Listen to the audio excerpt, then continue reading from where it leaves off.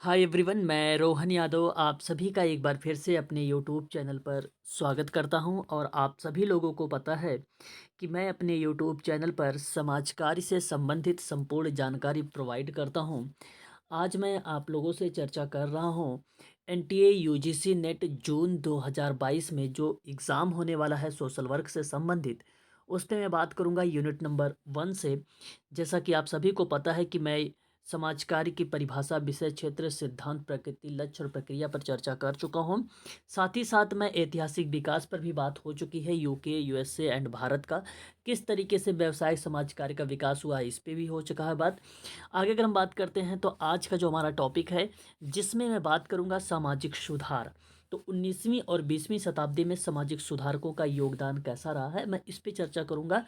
हालांकि भारत में जो व्यवसाय समाज कार्य का विकास था, ये भी मैं आप लोगों से बात कर चुका हूँ। दोस्तों, आप लोगों को बता दो कि हर बार एनटीए यूजीसी नेट समाज कार्य में यहाँ से 2 से 3 प्रश्न हमेशा पूछे जाते हैं। आप लोग इस वीडियो को स्किप नहीं करेंगे, अंत तक देखेंगे।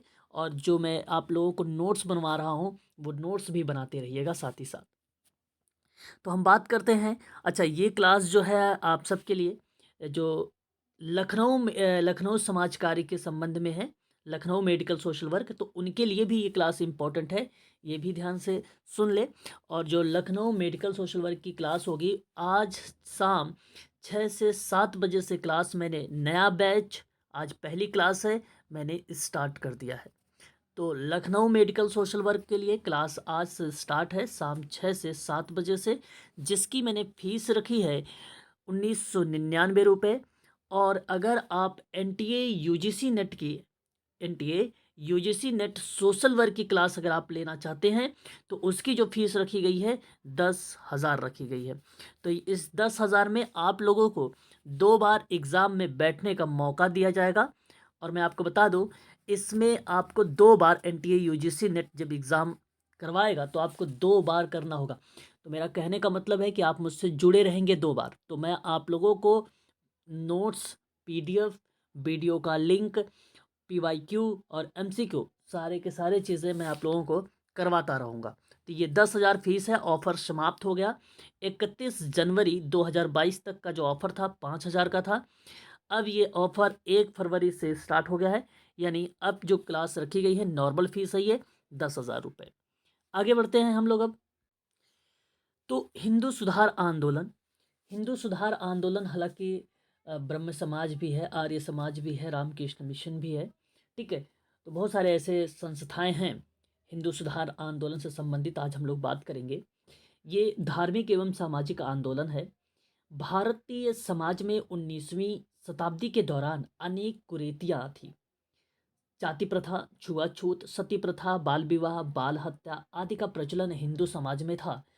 और इसी समय कुछ व्यक्ति समाज सुधारक के रूप में आए और इन कुरीतियों को उन्होंने विरोध किया। जैसे मैं अगर मैं नाम लूँ, तो राजा राम मोहन राय जी हैं, स्वामी विवेकानंद जी हैं, और स्वामी दयानंद सरस्वती जी हैं, महादेव गोविंद रनाडे हैं, इत्यादि बहुत विद्वानों के नाम हमें देखने को मिलते हैं।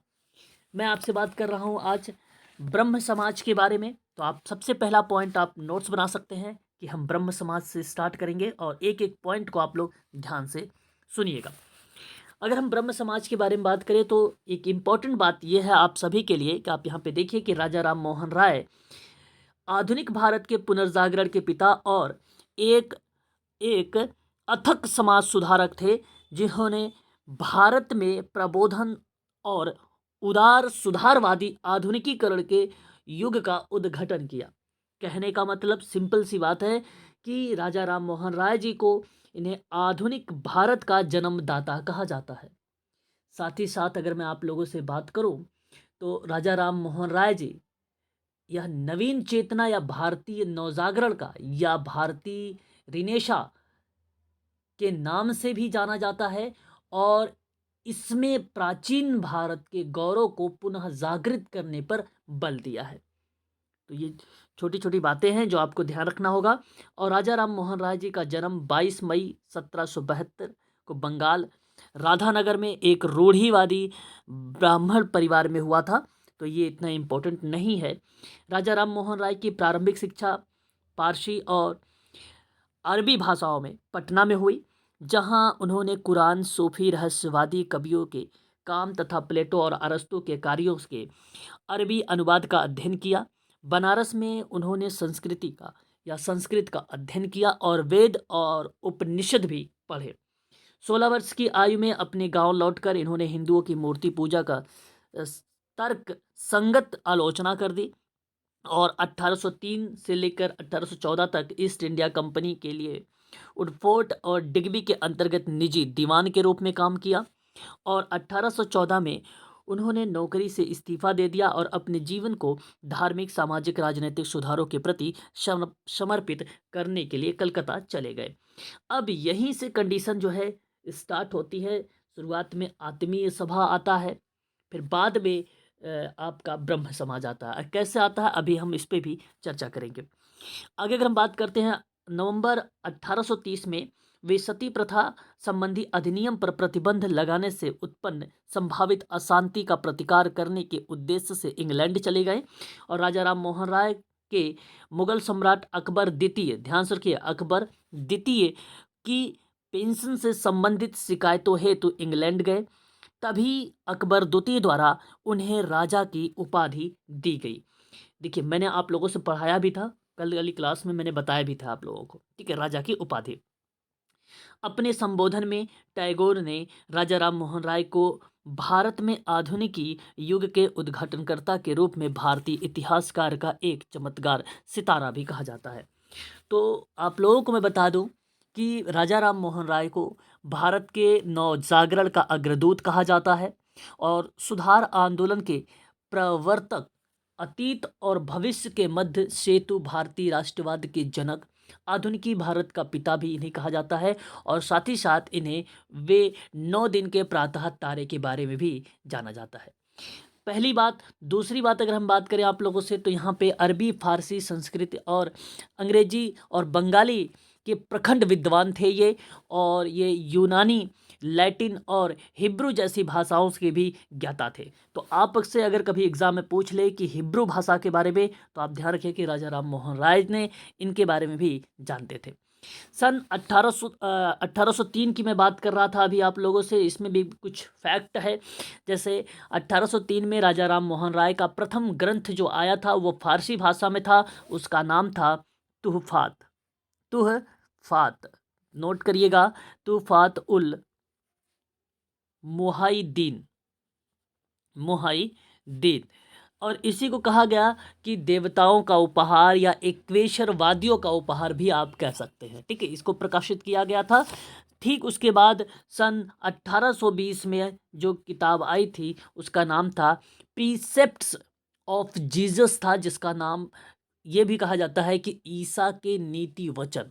ईसा के नीति वचन 1820 में राजा राम मोहन राय जी का ये पुस्तक आई। 1823 की बात अगर हम करते हैं तो प्रीसेप्ट ऑफ जीसस था, जो लंदन में जॉन डिग्बी के प्रयत्नों से प्रकाशित किया गया था, ठीक है। तो ये कुछ किताबें थी जो मैं आप लोगों से बात कर रहा हूँ। और साथ ही साथ जो 1814 की बात मैं कर रहा था आप लोगों से, तो 1814 में डिग्बी के अधीन राजा मोहन राय ने ईस्ट इंडिया कंपनी में नौकरी की और हिंदू धर्म में एकेश्वरवादी मत के प्रचार के लिए 1815 में आत्मीय सभा की स्थापना कर दी। और आत्मीय सभा की जब स्थापना की तो उसमें द्वारका नाथ ठाकुर भी शामिल थे। तो याद रखिएगा कि उनके साथ कौन थे, तो द्वारका नाथ ठाकुर थे। तो आप ये सारी चीज़ें नोट करते रहिए आप सभी लोग। आगे बढ़ते हैं इसी क्रम में। तो आप देखिए यहाँ पे राजा राम मोहन राय पश्चिमी आधुनिक विचारकों से बहुत प्रभावित थे और मैं आपको इसके बारे में भी बता चुका हूँ कि राजा राम मोहन राय जी ने भी जो है स्त्री शिक्षा पर बल दिया है और इसमें अंतर्जातीय विवाह पर भी बल दिया है। और इस संस्था के द्वारा मूर्ति पूजा, अवतारवाद, बहुदेववाद, पुरोहितवाद आदि का खंडन किया था। और मैं आपको बता दूं, इसी संस्था को ही अद्वैतवादी हिंदुओं की संस्था भी कही जाती है। जो ब्रह्म समाज है, अगर हम बात करें ये संस्था है, तो इसी को ही अद्वैतवादी हिंदुओं की संस्था भी कही जाती है। इसमें जो सती प्रथा, बहुविवाह, वैश्यागमन, जातिवाद, अस्पृश्यता आदि को दूर करना, एकेश्वरवादी का प्रचार प्रसार करना, ये था आपका ब्रह्म समाज, जो 1828 में कलकत्ता में स्थापित किया गया था। इन सभी चीज़ों को आप लोग ध्यानपूर्वक सुनिए। आगे बढ़ते हैं। और उनका मानना है कि धार्मिक रूढ़िवादिता सामाजिक जीवन को क्षति पहुंचाती है और समाज की स्थिति में सुधार करने के बजाय लोगों को परेशान भी करती है। राजा राम मोहन राय ने निष्कर्ष निकाला कि धार्मिक सुधार, सामाजिक सुधार, राजनीतिक आधुनिकीकरण दोनों हैं। और राजा राम मोहन जी का मानना था कि प्रत्येक पापों को अपने पापों के लिए प्रायश्चित करना चाहिए और यह आत्मशुद्धि और पश्चाताप के माध्यम से किया जाना चाहिए, ना कि आडंबर और अनुष्ठानों के माध्यम से किया जाना चाहिए। आप ध्यान रखिए, आत्मशुद्धि, तो ये आत्मशुद्धि जैसे अगर शब्द आ रहे हैं तो ब्रह्म समाज में आएगा, और शुद्धि आंदोलन जैसी बात अगर आएगी तो आर्य समाज में आएगा। क्योंकि वैदिक धर्म को पुनः शुद्ध के रूप में परिभाषित अगर किसी को किया गया है तो वो आर्य समाज को किया गया है। तो इस चीज़ को आप लोग ध्यान रखिएगा। और आगे अगर हम बात करते हैं यहाँ पर, तो जैसे आप देख सकते हैं कि राजा राम मोहन राय ने इस्लामिक एकेश्वरवाद के प्रति आकर्षित थे। इन्होंने कहा कि एकेश्वरवाद को वेदांत का मूल संदेश। अब बात आती है वेदांत की, तो यहाँ पर एक चीज़ मैं आप लोगों को बताऊंगा, नोट करिएगा कि डेविड हेयर एक विद्वान का, या आप ऐसे कह सकते हैं विद्वान का नाम है डेविड हेयर, और इनकी सहायता से कलकत्ता में हिंदू कॉलेज की स्थापना की गई थी। ध्यान रखेंगे। और ये स्थापना हिंदू कॉलेज की अगर हम बात करते हैं तो आप लोगों को बता दूं कि 1821 की बात है। ये 1821 की बात है, जिस समय भारतीयों द्वारा प्रकाशित, संपादित और संचालित प्रथम भारतीय समाचार पत्र संवाद कौमुदी, जिसको हम लोग बोलते हैं प्रजा का चांद, और फारसी भाषा में फिर साप्ताहिक समाचार पत्र आया था मिरातुल अकबर, ठीक है, जो प्रकाशित किया गया था। और वैदिक विज्ञान के अध्ययन से लिया गया वेद मंदिर नामक पत्र का संचालन हुआ। फिर उसके बाद 1822 में जो आया आपका हिंदू उत्तराधिकार नियम, और 1825 में आपका जो प्रक्रिया संचालित होती है वो होती है आपकी वेदांत कॉलेज। तो इन सभी चीज़ों को आप लोग ध्यानपूर्वक देखते चलिए। आगे अगर हम बात करते हैं यहाँ पे नेक्स्ट पॉइंट पर, तो आपसे कहा जा रहा है कि राजा राम मोहन राय का मानना है कि जब तक महिलाओं को अशिक्षा, बाल विवाह, सती प्रथा जैसे अमानवीय रूपों से मुक्त नहीं किया जाता, तब तक हिंदू समाज प्रगति नहीं कर सकता। ये भी स्टेटमेंट राजा राम मोहन राय जी का। तो ये कुछ उनकी विचारधाराएं थी। आगे अगर हम बात करते हैं तो यहाँ पे देखिए, जैसा कि मैं बता चुका हूँ, तूफात उल मुहिद्दीन का ये पहला प्रकाशन था, है ना। तो 1803 में लाया गया था। फिर 1814 में मैंने आप लोगों को बताया भी है कि मूर्ति पूजा, जातिगत कठोरता, निरर्थक अनुष्ठान और अन्य सामाजिक बुराइयों का विरोध करने के लिए कलकत्ता में आत्मीय सभा की स्थापना कर दी गई थी। तो ये भी आप ध्यान रखिएगा। और बाकी मैंने देखिए यहाँ पर बताया भी है कि प्रीसेप्ट्स ऑफ जीसस जो है 1820 में लाया। और फिर न्यू आपका टेस्टामेंट के नैतिक और दार्शनिक संदेश को अलग करने की कोशिश की गई, तो उन्हें चमत्कारी कहानियों के माध्यम से दिए गए थे। तो ये भी आप ध्यान रख सकते हैं। बशर्ते अगर मैं आपसे बात करूं तो यहाँ सबसे ज़्यादा इम्पोर्टेंट है आपके लिए 1814, और जहाँ फिर आया 1815 में, कहीं कहीं 1816 भी लिखा मिल जाता है, आत्मीय सभा की स्थापना। तो इसी के आगे अब बढ़ेंगे हम लोग कलकत्ता में। फिर 1821 में देखिए, अगर 1815 में आत्मीय सभा आया तो फिर उसके बाद का जो प्रोसेस चला 1821 आया, तो 1821 में अगर हम बात करते हैं तो कलकत्ता में कलकत्ता यूनिटेरियन एसोसिएशन आया। अब ये आया 1821 में, ठीक है। फिर उसके बाद 1828 में आया आपका ब्रह्म समाज। तो देखिए 3 चरणों से होकर गुजरा है। तो आत्मीय सभा, फिर आपका यूनिटेरियन एसोसिएशन, अगेन फिर आपका बनता है यहाँ पर ब्रह्म समाज 1828 में। अगर हम उद्देश्य की बात करते हैं तो वही है जाति व्यवस्था, छुआछूत, अंधविश्वास, नस्ली दवाओं के इस्तेमाल के विरुद्ध में अभियान चलाना, या एक प्रकार से आप कह सकते हैं कि सती प्रथा, बहुविवाह, एकेश्वरवाद, वैश्यागमन, जातिवाद, अस्पृश्यता आदि को दूर करना, एकेश्वरवाद का प्रचार प्रसार करना। तो ये उसी का उद्देश्य था, ठीक है। आगे अगर हम बात करते हैं राजा राम मोहन राय ने, देखिए यहाँ पे लिखा है 1828 में ब्रह्म समाज की स्थापना हुई, जिसे बाद में ब्रह्म समाज के नाम से नाम से जाना गया इसे, ठीक है। तो इस चीज़ को भी आप लोग ध्यान रखिएगा। और आधुनिकी भारत के जन्मदाता भी इन्हें कहा जाता है। और 1816 में अगर हम बात करते हैं 1816 में, तो जहाँ पे इन्होंने कलकत्ता में पाश्चात्य शिक्षा हेतु हिंदू कॉलेज की स्थापना की थी। सॉरी, मैंने आपको 1821 बता दिया था, 1816 आप नोट कर लीजिए। 1816 में जो बताया गया है कि कलकत्ता में पाश्चात्य शिक्षा हेतु हिंदू कॉलेज की स्थापना की गई थी। और 1825 जो मैंने आप लोगों से बताया है, वेदांत कॉलेज की स्थापना की गई थी डेविड हेयर के लेकर। तो ये चीज़ें दो आप इसको करेक्ट कर लीजिए। ठीक है, आगे बढ़ते हैं। और फिर उसके बाद अगर हम बात करते हैं, तो यह प्रार्थना ध्यान और शस्त्रों को पढ़ने पर केंद्रित करता है, और यह सभी धर्मों की एकता में विश्वास करता है। बाकी यह सभी चीज़ें कॉमन है जो आप लोग जानते हैं भली भांति तरीके से।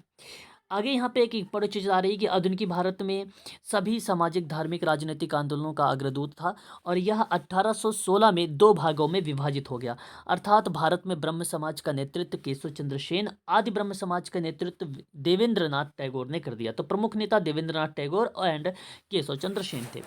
तो यहाँ से दो चीज़ें आप लोग ध्यान से सुन लीजिए, और इम्पोर्टेंट भी। अगर हमसे पूछा जाए कि आदि ब्रह्म समाज की स्थापना किसने किया है, तो आदि ब्रह्म समाज की अगर आपसे कोई पूछे तो आप तुरंत नाम लेंगे देवेंद्रनाथ टैगोर का, और वो भी कलकत्ता में, और वर्ष लिखेंगे 1865 का। नोट करते रहिएगा। साथ ही साथ अगर हम बात करते हैं उसके बाद आप लोगों का केशव चंद्र सेन की भूमिका के बारे में, तो केशव चंद्र सेन ने भी उसी समय 1865 में ही कलकत्ता में जो है इन्होंने एक केशव चंद्र सेन ने भी एक अलग से अपना जो है संस्था बना लिया था। ठीक है, समाज के लिए। तो आगे अगर हम बात करते हैं, तो साधारण ब्रह्म समाज की अगर कभी एग्जाम में पूछ ले कि साधारण ब्रह्म समाज के संस्थापक कौन है, तो आनंद मोहन बोस हैं। आनंद मोहन बोस हैं जो 1878 में किया है, जिन्होंने 1878 में किया है। इस चीज़ को भी आप लोग ध्यान रखेंगे। और 1833 में ब्रिस्टल इंग्लैंड में राजा राम मोहन राय जी की मृत्यु हो गई थी। ये भी आप ध्यान रखिएगा। इतनी चीज़ें जो मैंने आप लोगों को बताया है, ये ब्रह्म समाज से संबंधित था। जैसा कि आप लोग यहाँ पे देख भी रहे हैं, वेदांत कॉलेज की स्थापना 1825 है, और 1816 जो है हिंदू कॉलेज। आप कर लीजिए इसको। यहाँ पे देखिए लिखा हुआ है कि 1817। ठीक है, उसको करेक्ट कर लीजिए। 1816 के बजाय 1817 के बजाय जो है 1816, 1817 के बजाय 1816 को आप इसे ध्यान रखें। यही आपका करेक्ट माना जाएगा, है ना। और ये भी पॉइंट आपका करेक्ट है। आगे अगर हम बात करते हैं, तो एक very very most important point है, यहाँ पर आप देख लीजिए। लॉर्ड होस्टिंग द्वारा प्रेस जो है सेंसरशिप में ढील दी गई, तो राजा राम मोहन राय ने 3 पत्रिकाएं निकाली थी। तो ब्राह्मणीवादी ये पत्रिकाएं थीं। 1821 में बंगाली साप्ताहिक जो संवाद कौमुदी थी, जिसको मैंने अभी आपको नाम बताया भी था कि प्रजा का चांद कहा जाता है, ये वही है। 1821 था। फिर फारसी साप्ताहिक मिरायतुल अखबार, अखबार होगा, अकबर नहीं होगा यहाँ पे। ठीक है, अखबार। ठीक है, अखबार का प्रकाशन किया गया था। तो इसे भी आप लोग ध्यान रखेंगे। ठीक है, चलिए, ये फारसी भाषा में था। ठीक है ना। चलिए, बाकी यहाँ पे राजा राम मोहन राय के बारे में अगर हम देखें, तो एक तूफात उल मुहिद्दीन इंपॉर्टेंट है, साहित्यकार इनका। दूसरा जो है the precepts of Jesus important है 1820 का। ये दो आपके लिए इंपॉर्टेंट है।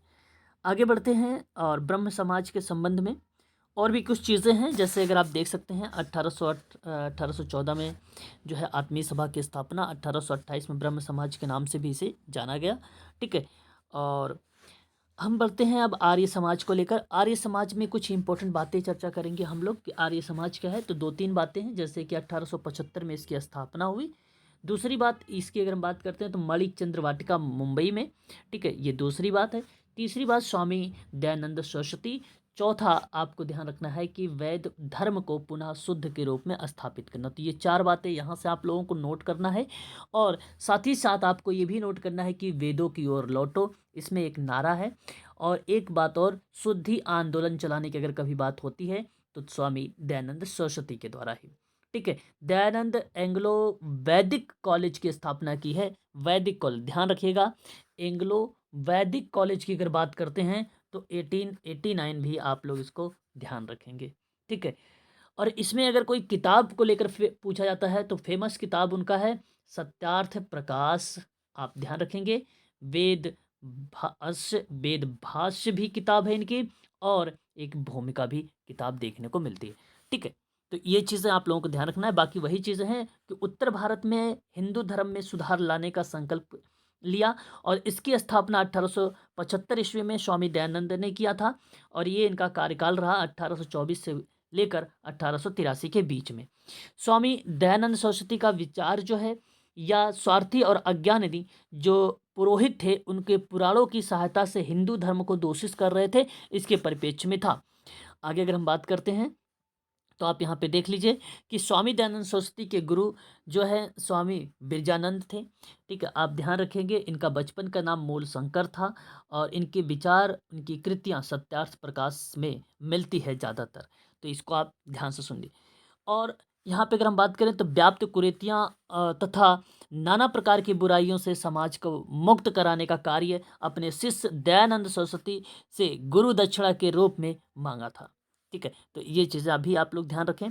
आगे अगर हम बात करते हैं इसमें कुछ और भी इम्पोर्टेंट बातों के लेकर, तो यहाँ पर आप देख सकते हैं कि स्वामी दयानंद के कुछ अनुयायियों ने कालांतर में पाश्चात्य पद्धति के अनुसार शिक्षा देने के लिए देश में स्कूल और कॉलेजों की श्रृंखला का आरंभ कर दिया था। जैसे मैंने अभी बताया कि पाश्चात्य शिक्षा देने हेतु दयानंद एंग्लो वैदिक कॉलेज की स्थापना 1889, यह आप लोग ध्यान रखेंगे। ठीक है, उसके बाद अगर हम बात करते हैं यहाँ पर दो मूल्यांकन की दृष्टि से आर्य समाज के अत्यधिक उल्लेखनीय योगदान रहे, लेकिन इसमें सबसे ज़्यादा इंपॉर्टेंट है पश्चिमी शिक्षा वाला जो प्रचार प्रसार का कार्य था, जो मैंने आपको बताया है 1889 वाला, ये आपका सही रहेगा। और जनता के मन में भारत के अतीत के प्रति गौरव की भावना जागृत करना, ये एक प्रकार से अवेयरनेस या जागरूकता के बारे में उनको इस तरीके की बात करना, या सत्य केवल वेदों में निहित होता है, या ये जो कारण है ये वेदों का अध्ययन का एक परम आवश्यक है। और मूर्ति पूजा का विरोध, अवतारवाद और धार्मिक यात्राओं का विरोध, निराकरण, ईश्वर की एकता में विश्वास, स्त्री शिक्षा में विश्वास, विशेष परिस्थितियों में विधवा विवाह की स्वीकृति, बाल विवाह और बहु विवाह का विरोध, हिंदू संस्कृत भाषा का प्रचार प्रसार, इस तरीके की जो बात की गई थी आर्य समाज में किया गया था। तो एक प्रकार से अगर हम बात करें तो आर्य समाज काफ़ी ज़्यादा इम्पोर्टेंट है। ठीक है, तो ये चीज़ें आप लोगों को ध्यान रखना होगा। आगे हम बढ़ते हैं आर्य समाज को लेकर, तो इसमें कुछ और भी बातें देखेंगे। 1822 में अगर हम बात करें तो ये भी कुछ इंपॉर्टेंट पॉइंट है, जो गौ रक्षा संघ की स्थापना करने के बारे में बात की जाती है। तो गौ रक्षा संघ की स्थापना 1822 में हुई है। ठीक है, और साथ ही साथ देखिए यहाँ पर मैंने आप लोगों से बताया भी है कि शुद्धि आंदोलन तथा गौ रक्षा आंदोलन विवादास्पद रहा है, और जिन हिंदुओं ने अपना धर्म परिवर्तन कर लिया था उनके लिए अपने धर्म में वापस लौटने के सभी मार्ग हिंदू धर्म ने अवरुद्ध कर दिए थे। लेकिन दयानंद सरस्वती ने अपने शुद्धि आंदोलन के द्वारा ऐसे लोगों के लिए अपनी शुद्धि करा के फिर हिंदू बनने का रास्ता साफ कर दिया था, इसीलिए इसे कहा गया कि शुद्धि आंदोलन भी, कारण यही रहा शुद्धि आंदोलन का। ठीक है, आगे अगर हम बात करते हैं यहाँ पर, तो यहाँ पर कुछ उनकी बेसिक चीज़ें लिखा है उनके बारे में। आर्य समाज की स्थापना दयानंद सरस्वती ने किया 1875 में, और इनका जो जन्म हुआ गुजरात के टकारा गांव में ब्राह्मण कुल में हुआ था 1824 में। पिता का नाम पंडित जो है अंबाशंकर था, वेदों का प्रखंड विद्वान थे ये। ठीक है, और अगर हम बात करें तो 1807 में ये मथुरा पहुंचे थे, वहां पर इन्होंने वैदिक धर्म के प्रति स्वामी विरजानंद जी की अगाध श्रद्धा प्राप्ति की थी। ठीक है, और उसके बाद इन्होंने धर्म के क्षेत्र में इन्होंने श्रद्धा, अवतारवाद, बहुदेववाद, मूर्ति पूजा और मंत्र जाप और पशु बलि को कभी भी स्वीकार नहीं किया था। ये भी चीज़ आप यहाँ पे देख सकते हैं।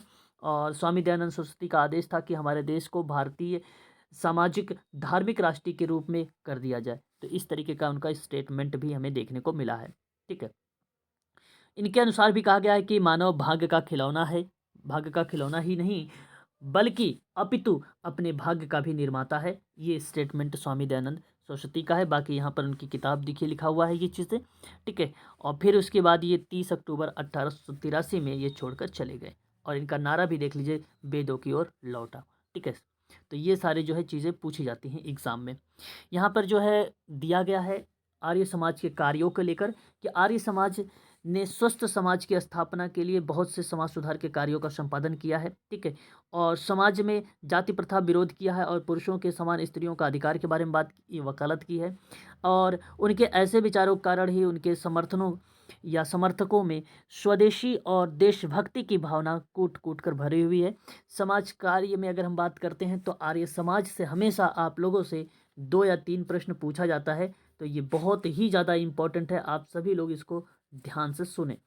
आर्य समाज के द्वारा जो है 1908 में दलित वर्ग के उत्थान के लिए आंदोलन चलाया गया था। ये भी आप लोग ध्यान रखेंगे। कब? 1908 में। भारत में इन्होंने जगह जगह दयानंद एंग्लो वैदिक डीएवी कॉलेज की स्थापना की गई थी, और मैंने आपको अभी अभी इसके बारे में भी बताया है 1889 का। ठीक है, तो ये था आर्य समाज पे।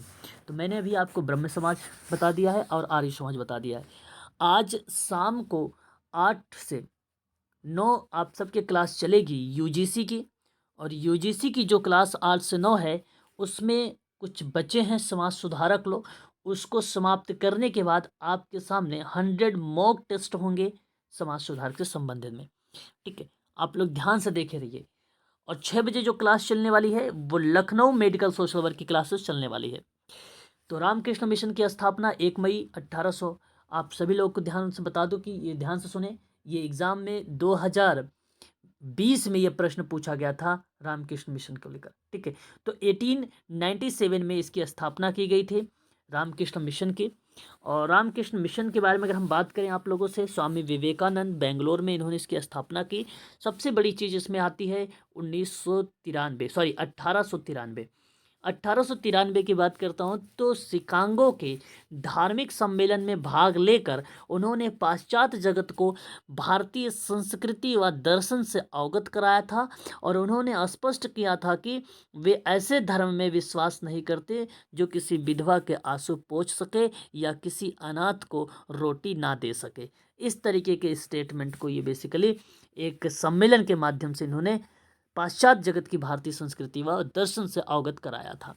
तो ये था आपके सामने। अगर हम बात करते हैं रामकृष्ण मिशन के बारे में, तो रामकृष्ण मिशन जो है कलकत्ता बेंगलोर में स्वामी विवेकानंद, तो इसका उद्देश्य अगर हम बात करते हैं तो ध्यान रखें आप सभी लोग, मानवतावादी एवं समाज कार्य या सामाजिक कार्य करना, या इसमें सामाजिक सुधारों और अज्ञानता, अनाथों की सहायता और जो गरीब लोग हैं उनकी कठिनाइयों को दूर करना, ये ऐसी जो बातें कही गई थी वो रामकृष्ण मिशन में की गई थी। और रामकृष्ण परमहंस के परम शिष्य स्वामी विवेकानंद जी हैं, और इसका मुख्यालय कलकत्ता के निकट जो है बुलेड जो है बेलुंड में है, यानी कहने का मतलब बेंगलोर में है। और अगर हम बात करें तो इस मिशन की स्थापना के केंद्र में वेदांत दर्शन का प्रचार प्रसार किया था। ठीक है, और रामकृष्ण मिशन दूसरों की सेवा और परोपकार को कर्म योग मानता है, जो कि हिंदू धर्म का एक महत्वपूर्ण सिद्धांत है, ठीक है। आगे अगर हम बात करते हैं इसके उद्देश्यों के बारे में, तो जैसा कि अभी आप लोगों ने देखा भी है, मानवतावादी सामाजिक कार्यों को लेकर है। और इस मिशन का प्रमुख अगर हम बात करते हैं तो प्रेरक स्वामी रामकृष्ण परमहंस ही है, जो स्वामी विवेकानंद जी के गुरु हैं। और इस मिशन में समाज सेवा और नारी सम्मान पर बल दिया गया। इसमें एक आदर्श शब्द है या वाक्य कह लीजिए, मानव सेवा सबसे बड़ी सेवा है। तो इस चीज़ को आप लोग ध्यान रखेंगे। और यहाँ पे देखिए एक ध्येय वाक्य है, जैसे आत्मो मोक्षार्थ जगत हिताय च, इसका मतलब है अपने मोक्ष और संसार के हित के लिए। तो रामकृष्ण मिशन को भारत सरकार द्वारा 1996 में डॉक्टर अंबेडकर राष्ट्रीय पुरस्कार और 1998 में गांधी शांति पुरस्कार से सम्मानित किया गया है। ठीक है, आगे बढ़ते हैं। और यहाँ पे स्वामी जो है विवेकानंद के बारे में अगर हम बात कर रहे हैं तो रामकृष्ण परमहंस के बारे में, तो ये एक संस्था जो है पहले इसको संस्थापक या महाअध्यक्ष के नाम से जाना जाता था। तो सबसे प्रथम तो स्वामी विवेकानंद ही आएंगे, और उसके बाद 1901 से महाअध्यक्ष के स्थान पर केवल अध्यक्ष लिखा जाना शुरू हो गया। और तब से लेकर अब तक वर्तमान में, आप इसे ध्यान रखें, अभी हाल में अगर हम बात करें वर्तमान की बात, तो कौन है इसके अध्यक्ष, तो याद रखना स्वामी संस्मरणानंद इनका नाम है। ठीक है, तो 2017 से ये कार्यरत है। आगे अगर बात करते हैं तो स्वामी विवेकानंद एक ऐसी संस्था स्थापित करना चाहते थे जिनके सदस्य सेवा भाव से देश के लोगों को नैतिक उत्थान करके उन्हें आत्मसम्मान और देश सेवा का पाठ पढ़ा सके। आगे अगर हम बात करते हैं उद्देश्य, तो लेकर वेदांत प्रचार का है, फिर विभिन्न धर्मों के माध्यम सौहार्द बनाना, गरीबों की सेवा सेवा, ईश्वर की सेवा, वेदांत का प्रचार स्वामी जी ने भारत ही नहीं विदेशों में भी किया है। रामकृष्ण मिशन के लगभग 130 शाखाएं हैं, ब्रांच है, भारत सहित विश्व में अन्य जगह पर भी स्थापित है। मैंने भी आपसे बताया था कि सिद्धांत के बारे में, तो सिद्धांत इसका यही है कि सत्य केवल वेदों में निहित होता है। इसी कारण वेदों का अध्ययन परम आवश्यक है। वेद मंत्रों के आधार पर हवन किया जाना चाहिए, मूर्ति पूजा का विरोध होना चाहिए, अवतारवाद और धार्मिक यात्राओं का विरोध हो, और कर्म सिद्धांत और अवागमन सिद्धांत का समर्थन हो। निराकार ईश्वर की एकता में विश्वास हो, स्त्री शिक्षा में विश्वास हो, विशेष परिस्थितियों में विधवा विवाह की स्वीकृति हो, बाल विवाह एवं बहु विवाह का विरोध, हिंदी संस्कृति भाषा का प्रचार, ये सारी चीज़ों के बारे में अगर जो मैं बात किया हूँ अभी, ये आर्य समाज का सिद्धांत है। क्या है ये? आर्य समाज का सिद्धांत है। आगे अगर हम बात करते हैं तो आगे बढ़ते हैं हम लोग। बाकी आप लोग यहाँ से देख भी सकते हैं आर्य समाज के बारे में भी, है ना। और आगे अब यहाँ पे चर्चा करें रामकृष्ण मिशन को लेकर, तो इसके सिद्धांतों के बारे में हम थोड़ा सा देख लेते हैं एक बार। इसमें है कि ईश्वर है, ईश्वर एक है, और अध्यात्मकवाद का अनुसरण कर ब्रह्म में लीन हो जाना ही मनुष्य का परम धर्म है। देखिए यहाँ पर अगर हम बात करते हैं तो रामकृष्ण मिशन का ही सिद्धांत है। अभी आपको जो मैंने बताया कि सत्य केवल वेदों में निहित है, या कारण वेदों का अध्ययन करना आवश्यक होता है, तो यह आर्य समाज का है। ठीक है, प्रत्येक व्यक्ति को अपने धर्म में रहना चाहिए और उसी से प्रेम करना चाहिए। हिंदू धर्म में समस्त अंग सच्चे तथा रक्षणीय हैं, तथा हिंदू सभ्यता अति प्राचीन, सुंदर और आध्यात्मिक में परिपूर्ण है। आत्मा अजर अमर है। ठीक है, ज्ञान और भक्ति एक ही लक्ष्य की ओर ले जाने वाले दो मार्ग हैं। तो इन सारे के बारे में अगर सिद्धांतों के बारे में बात करें तो कहीं ना कहीं रामकृष्ण मिशन के बारे में ये बताता है कि रामकृष्ण मिशन जो है मूर्ति पूजा बहुदेववाद का समर्थन है। ठीक है, इस चीज़ का आप लोग ध्यान रखेंगे। हिंदू धर्म का आधार वेदांत धर्म है। वेदांत के आधार पर ही धर्म का स्वरूप को समझा जाता है। ठीक है, पश्चिमी सभ्यता भौतिक और छल से युक्त है। ठीक है, इस तरह की बातें भी जो है की गई है। आगे अगर हम बात करते हैं यहाँ पर थियोसॉफिकल सोसाइटी के बारे में। थियोसॉफिकल सोसाइटी ये भी एक प्रकार की संस्था है, यहाँ से भी एग्जाम में प्रश्न पूछे जाते हैं। तो थियोसॉफिकल सोसाइटी मैडम HP ब्लॉट्स्की का नाम आता है, और एक नाम आता है कर्नल HS ऑलकॉट का, और एक नाम आता है एनी बेसेंट का। थियोसॉफिकल सोसाइटी 1875 में इसकी स्थापना कर दी गई थी। न्यूयॉर्क में किया गया था, USA में। और ये भारत में इसका मुख्यालय है, मद्रास के निकट अडयार है, वहाँ पे इसका मुख्यालय है। इसका मुख्यालय जो बनाया गया था 1882 में बनाया गया था। और जो रूसी महिला थी उनका नाम था मैडम ब्लॉट्स्की। जो अमेरिका की सैनिक थी उनका नाम था कर्नल हेनरी ऑलकॉट। ठीक है, तो ये दो बातें हैं। बाकी अब हम चर्चा करेंगे इसमें सबसे ज़्यादा इम्पोर्टेंट अगर कोई है तो वो हैं एनी बेसेंट जी। ठीक है, तो मैं अगर आपसे बात करूं तो ये थियोसॉफिकल सोसाइटी में जो इसका मुख्य उद्देश्य था, इसका काम था हिंदूवाद को पुनः स्थापित करना और पुराने विधि विधानों की तार्किक व्याख्या करना। एनी बेसेंट ने बनारस में सेंट्रल हिंदू विश्वविद्यालय की स्थापना की, जो बाद में बनारस हिंदू विश्वविद्यालय यानी BHU के रूप में विकसित हुआ था। ठीक है, तो इस चीज़ को ध्यान रखेंगे आप लोग। तो मैं अगर आपसे बात करूं तो एनी बेसेंट ने 1898 में बनारस में सेंट्रल हिंदू कॉलेज की स्थापना किया, जिसका नाम 1916 में बदला गया, और उस समय थे मदन मोहन मालवीय। तो 1916 में बनारस हिंदू विश्वविद्यालय से इसका नाम पड़ गया। और आयरलैंड के होम रूल लीग की तरह एनी बेसेंट ने भारत में होम रूल लीग की स्थापना भी की है, याद रखना। और 1907 में अगर हम बात करते हैं एनी बेसेंट की, तो यहाँ पर 1907 में बेसेंट जी को अध्यक्ष के रूप में नियुक्त किया गया था। तो ये आप ध्यान रखिएगा, इन्होंने हिंदू धर्म को सर्वाधिक महत्वपूर्ण और आध्यात्मिक धर्म माना है। किसने? एनी बेसेंट ने। ठीक है, थियोसॉफिकल सोसाइटी में। तो इतनी चीज़ें थी जो आप लोगों को ध्यान रखना था। ठीक है, आगे अगर हम बात करते हैं, देख लेते हैं, अगर कोई चीज़ें इंपॉर्टेंट मिलेगी तो मैं आप लोगों से बता दूंगा। देखिए यहाँ पर आप इसको सही कर लीजिएगा। इंग्लैंड की जो सदस्य के रूप में बनी है, तो 1889 में एनी बेसेंट इस सोसाइटी के इंग्लैंड की सदस्य के रूप में आई। 1893 में भारत में आई थी और कार्यभार अपने हाथ में ले लिया था इन्होंने, ठीक है ना। और एनी बेसेंट के द्वारा अध्यक्षता की बात अगर हम करते हैं तो 1907 में हुआ था। इस चीज़ को आप लोग ध्यान रखिएगा।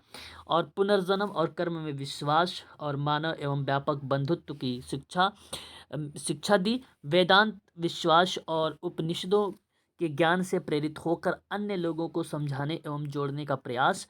भारत में शिक्षा के क्षेत्र में विकास के लिए एनी बेसेंट द्वारा 1918 में सेंट्रल हिंदू कॉलेज की स्थापना की गई, जो 1916 में मदन मोहन मालवीय जी के प्रयासों से बनारस हिंदू विश्वविद्यालय बन गया, यानी उसका नाम परिवर्तित हो गया।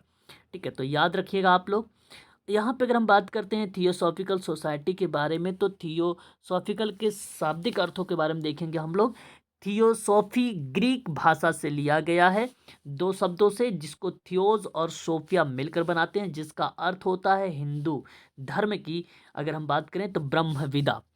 अगर हम ईसाई धर्म के बारे में बात करें तो नोस्टिज्म बोला जाता है। अगर इस्लाम धर्म के अकॉर्डिंग बात करते हैं तो सूफिज्म का नाम दिया जाता है।